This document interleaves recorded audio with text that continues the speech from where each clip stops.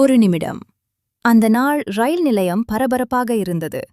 அனைவரும் அவரவர் வேலை, நேரம், கவலை என்று ஓடிக்கொண்டிருந்தார்கள். அங்கே ஓர் வயதான தாத்தா, கையில் ஒரு பழைய கடிகாரம், முகத்தில் குழப்பம். ரயில் எப்போது வரும் என்று கேட்டார்.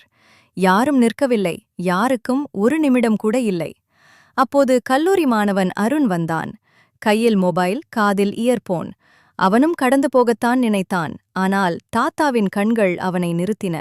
அருண் இயர்போனை கழற்றி, "சொல்லுங்க தாத்தா" என்றான்.